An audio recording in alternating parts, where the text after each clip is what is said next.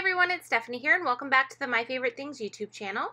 In today's video, we're going to be using a new product from the July 2017 release. We're going to be using this Celebrate Speech Bubble Die-namics die, and we're going to create a card that features just this die. We're going to make it the focal of the card since it is so large and it does fill up the card front. And we're going to create a shaker card, but we're going to kind of do a little bit of a different one with this die.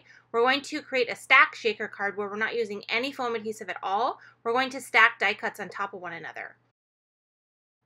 So before we do our die cut layering, we need to create the top layer, which is going to be what you see when everything is kind of assembled together. So I have the new Smart Grid paper pad underneath of my cardstock panel here, and that's because we're going to be doing a lot of inking, and this is just going to allow me to do the inking, get the paper all kind of covered in ink, and then I'll be able to quickly just remove that sheet from the pad and have a nice clean fresh sheet to work on when I'm ready to do another technique. So what I'm doing is I'm going to be creating a rainbow effect. So I have a bunch of distress ink colors here that are going to create the colors of the rainbow, and I'm just taking an ink blending tool and all of the different colors of the ink, and I'm adding it kind of right across this panel. So I'm kind of going back and forth, and as I move into each color, I'm making sure to take the previous color and kind of blend over top again. So I'm always kind of mixing between the two different colors that are meeting together. I go back and forth between the blending tools of each color just to kind of really make sure that those blend together and we don't have any really harsh lines in between all of the lines of color. And then once I have all of the inking done, I'm going to add some water to this, but I'm going to do it a little bit differently than I normally do. I usually just spray it directly onto the panel, but this time I wanted it to be a little bit more controlled and kind of smaller droplets. So I'm just putting it into my hand and then I'm flicking the water onto the panel. And then I get this really nice look and I have a nice variation of kind of dots versus just a whole bunch of big splotches. So I made sure to dry the panel really well with my paper towel just to get off any of the excess water. And then I'm going to run it through my die cut machine with the Celebrate Speech Bubble. And I'm making sure that I'm getting that die into the purple area at the top as well as the red area at the bottom. I really want to make sure I have all of the colors represented on the die cut.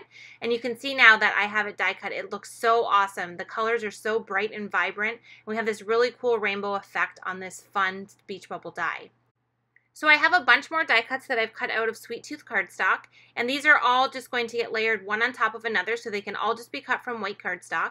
And I don't even actually remember how many I cut out when I did this. I just cut a whole bunch of them. And this is kind of personal preference. It just is going to depend on how high you want your die cut stack to be off of the card.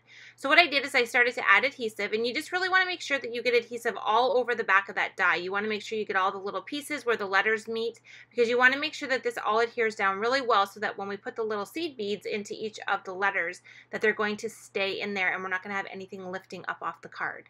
So I'm laying down my very first layer first. This is probably the longest part of the whole thing just because you have to make sure you get it nice and lined up and where you want it. And then once I have it where I want it, I'm just going to quickly pop out all of the letter pieces from each of the bubbles that I've cut out here, and then I'm just going to add adhesive to each one and layer them one on top of the other. And you can see there as I continue to add them, I get a really nice raised dimension on the speech bubble, and it's going to allow me to have space to put the little seed beads inside the letters.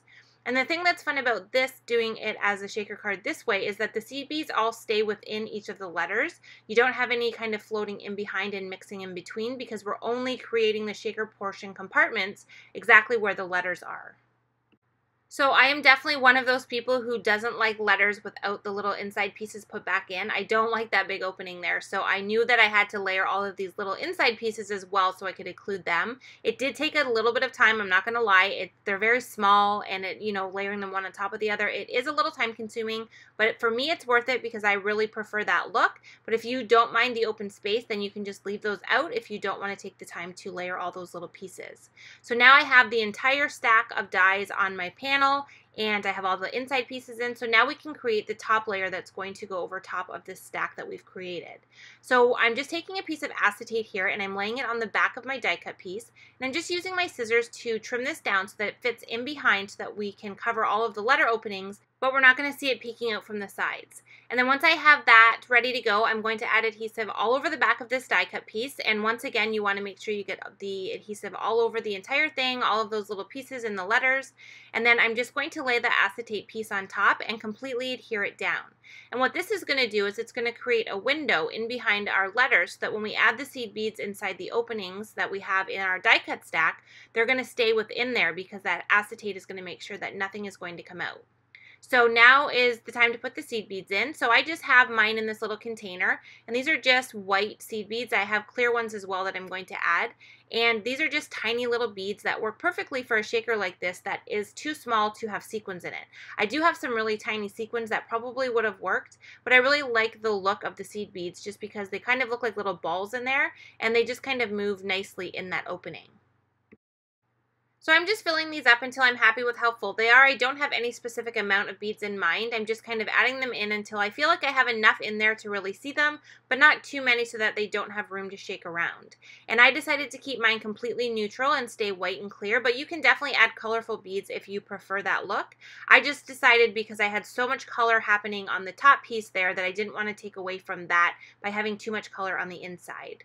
So once I had them all in there, you just want to kind of take your finger and run it over the top just to make sure that none of them are kind of on top of one another. You just want to make sure everything is smooth and down below where this die cut piece is going to adhere on top, just so that we don't end up with any bumps or anything.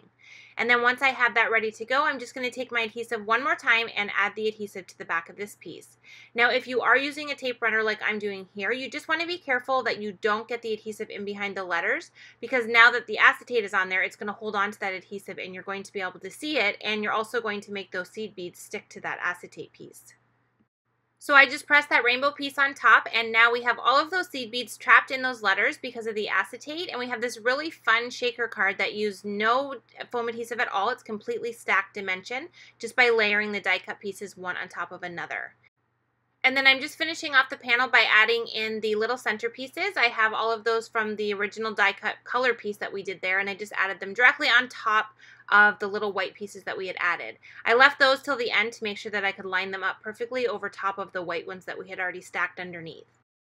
And then I'm just going to take that whole entire panel and add it to a top folding grout gray card base, and the finished card is an A2 size card, and we have this really fun rainbow shaker as the focal point. So that completes our card. Thank you so much for watching. If you would like a chance to win a $20 gift card to the MFT online store, please leave a comment on this video and subscribe to our YouTube channel, and I will announce the winner in next week's episode of MFTv. Thanks so much for watching. I appreciate you being here, and I will see you in the next video.